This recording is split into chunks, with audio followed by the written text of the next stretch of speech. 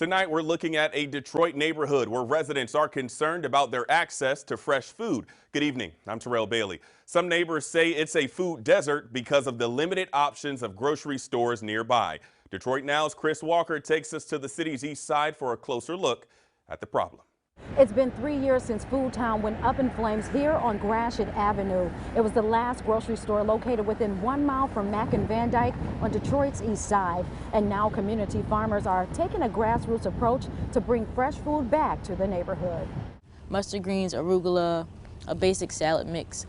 Dasmini Carr operates Deeply Rooted Detroit. The mobile grocery pantry grows produce and distributes the harvest to neighborhoods. It is the #1 need in communities because everybody eats. The Mack and Van Dyke area is part of Carr's route. The neighborhood falls under the U.S. Department of Agriculture's definition of a food desert.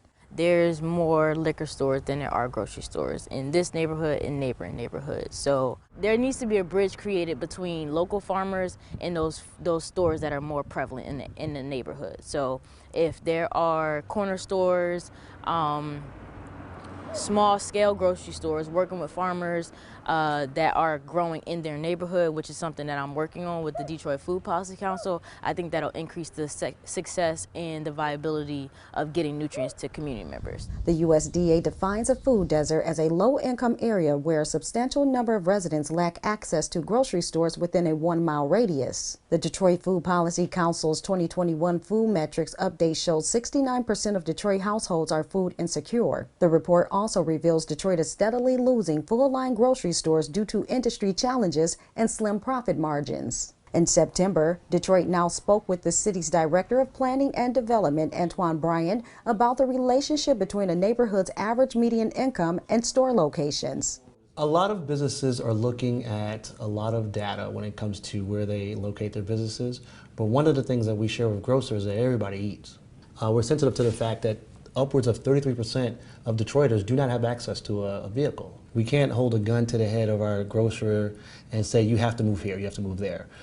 We spend a lot of time and engagement in communities just like surrounding Mack and Van Dyke to be able to hear the same things that you're asking us about, and we want to be able to provide options that are amenable to that community. Sanctuary Farms is doing the groundwork to provide solutions to food insecurity. John Kent is the farm's co-founder. So we had some sunflowers going through here, tomatoes, we had ghost peppers. Kent's team developed a large hoop house, garden, and compost pile on Lakeview Street near Mack Avenue. There we go!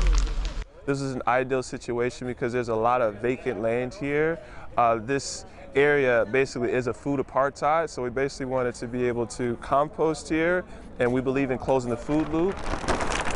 And when you talk about food apartheid, I was thinking food desert, but this is something much bigger. Can you define that for me? So food apartheid really speaks to areas that have been historically maligned and disenfranchised.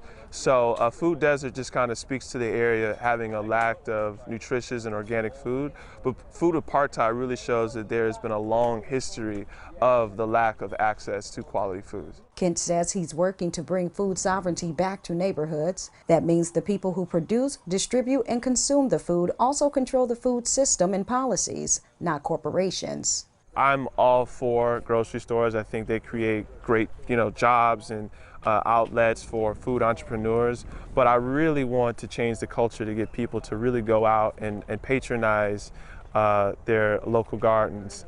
And if we're able to set up systems in which, we have these circular economies, we wouldn't need these, big institutions to come to quote unquote save us, because we got to save ourselves. From Detroit, I'm Chris Walker.